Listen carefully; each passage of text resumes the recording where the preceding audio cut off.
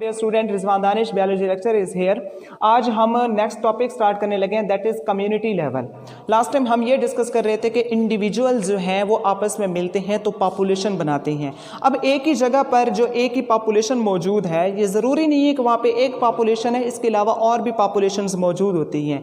जब हम अपनी सराउंडिंग के अंदर देखते हैं दरख्त मौजूद हैं, जो है परिंदे मौजूद हैं और छोटे मोटे जो है इंसेक्ट्स मौजूद हैं। हम अपने कमरे में इर्द गिर्द देखें तो बाज़ औक़ात लिजर्ड्स भी मौजूद होती हैं। यानी कि जब डिफरेंट पॉपुलेशन एक ही जगह पर मौजूद हों और आपस में इंटरेक्ट कर रहे हों, आपस में लेन देन कर रहे हों, इसको हम कम्युनिटी कहते हैं। तो कम्युनिटी की डेफिनेशन क्या है? असेंबलेज ऑफ डिफरेंट पॉपुलेशंस, कि डिफरेंट पॉपुलेशन असेंबल होती हैं, आपस में मिलती हैं एक ही जगह पर, इंटरेक्टिंग विद वन अनदर, और एक दूसरे से जो है ना वो लेन देन करते हैं।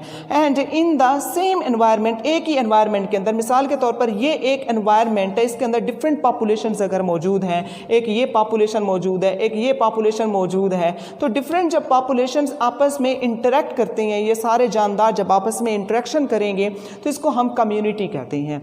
तो हम देखते हैं कि किस तरह से इंटरेक्शन, जैसे कि हम जो है इन प्लांट्स के साथ इंटरेक्शन कर रहे होते हैं, उनसे कार्बन डाइऑक्साइड जो है हम उनको रिलीज़ करते हैं और वहाँ से ऑक्सीजन हम हासिल कर रहे होते हैं, तो ये एक इंटरेक्शन हो गया। इसी तरह जितनी भी पॉपुलेशन है एक ही एनवायरनमेंट के अंदर जब वो आपस में इंटरेक्शन कर रहे होते हैं, आपस में मेल मिलाप कर रहे होते हैं, आपस में लेन देन कर रहे होते हैं, तो उसको हम कम्युनिटी कहते हैं। जैसे कि फॉरेस्ट, जंगल, ये एक कम्युनिटी है। अब देखिए फॉरेस्ट के अंदर फंजाई भी मौजूद है, फॉरेस्ट के अंदर प्लांट्स भी मौजूद हैं, फॉरेस्ट के अंदर एनिमल्स भी मौजूद हैं, फॉरेस्ट के अंदर माइक्रो ऑर्गेनिजम्स भी मौजूद हैं। यानी कि ये डिफरेंट स्पीशीज़ हैं। अब ये डिफरेंट पॉपुलेशंस हैं। अब फंजाई के आगे हम मज़ीद देखेंगे, आगे फंजाई की मुख्तलिफ इकसाम होंगी, प्लांट्स की मुख्तलिफ इकसाम होंगी, और इस तरह एनिमल्स की मुख्तलिफ किस्म के एनिमल्स होंगे, डिफरेंट स्पीशीज़ यहाँ पर पाई जाएंगी। तो यहाँ पर जब डिफरेंट स्पीशीज़ की पॉपुलेशन जब आपस में इंटरेक्ट करती हैं, आपस में मिलती हैं, तो वो कम्युनिटी बना देते हैं। जैसे forest is a good example of a community. तो कम्युनिटी की आगे मजीद टाइप्स हैं। सिंपल कम्युनिटी भी हो सकती है और कम्युनिटी कॉम्प्लेक्स भी हो सकती है। नाम से ज़ाहिर है सिंपल क्यों होंगी, जिसमें चंद पॉपुलेशंस होती हैं, तो वो सिंपल कम्युनिटी कहलाती है। जैसे कि फॉलन लॉग, फॉलन लॉग आपके बुक में एग्जांपल दी गई। फॉलन लॉग से मुराद ये है कि एक दरख्त गिरा पड़ा है, तो उसके नीचे जो है ना इर्द गिर्द कीड़े मकोड़े वगैरह इकट्ठे हो रहे होते हैं, तो ये एक सिंपल कम्युनिटी बन गई। कीड़े मकोड़े हैं या दरख्त है, बस इतना ही कुछ है, जिसमें चंद पॉपुलेशंस हों, लिमिटेड पॉपुलेशंस हों, जिसमें जो है लिमिटेड साइज हो, उस पॉपुलेशन का साइज लिमिटेड हो, तो उसको हम कहते हैं simple community. Next, complex community. नाम से ज़ाहिर है ये क्यों कम्प्लेक्स है, चूँकि एक ही जगह पर जो कम्युनिटीज़ हैं वो डिफरेंट जो है, जब वो कम्युनिटीज़ वो इस तरह से बन रही हैं कि बहुत सारी पॉपुलेशन वहाँ पे, डिफरेंट टाइप्स की पॉपुलेशन वहाँ पर मौजूद हैं, तो वो कहलाती है कम्प्लेक्स कम्युनिटी। जैसे पॉन्ड है, पॉन्ड के अंदर हम देखते हैं कि डिफरेंट जो है स्पीशीज़, डिफरेंट पॉपुलेशंस वहाँ पर मौजूद होती हैं। ये एक फॉरेस्ट है, अभी हमने देखा फॉरेस्ट के अंदर fungi, plants, animals, micro organism और डिफरेंट पॉपुलेशन जो है आपस में मिलकर इंटरेक्शन कर रहे होते हैं, तो ये एक कम्प्लेक्स कम्युनिटी है। तो डेफिनेशन अक्सर पेपर में पूछी जाती है, define community and right its types, जो कि सिंपल और कम्प्लेक्स कम्युनिटी है।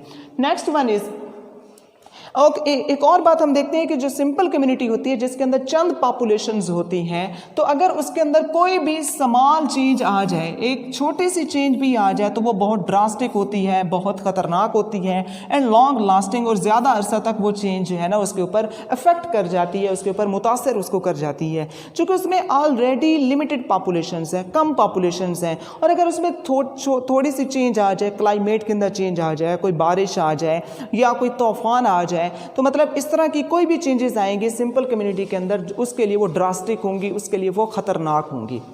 नेक्स्ट हम देखेंगे बायोस्फीयर लेवल।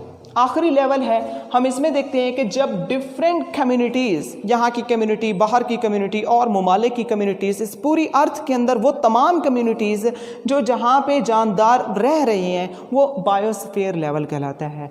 तो हम देखते हैं कि इसकी डेफिनेशन क्या है, the part of earth inhabited bye organisms form community, यानी कि ज़मीन की वो जगह जहाँ पे भी लिविंग ऑर्गेनिज्म जो हैं रह रहे हैं, जिंदा लिविंग ऑर्गेनिजम्स मौजूद हैं, उस जगह को हम बायोस्फीयर लेवल कहते हैं। अब इसके साथ हम देखते हैं इकोसिस्टम क्या है। इकोसिस्टम वो area where living organism interact with non living components of the environment. जब हम non living components of environment के साथ इंटरेक्ट करते हैं तो ये इकोसिस्टम कहलाता है। जैसे नॉन लिविंग कंपोनेंट कौन से हैं? हवा है, नॉन लिविंग है, वाटर है, नॉन लिविंग है, ये सॉइल है, नॉन लिविंग है। तो जहाँ पे हम रह रहे होते हैं, हम लिविंग के साथ साथ नॉन लिविंग के साथ भी इंटरेक्ट कर रहे होते हैं, इसको हम इकोसिस्टम कहते हैं, या वो एरिया इकोसिस्टम कहलाता है।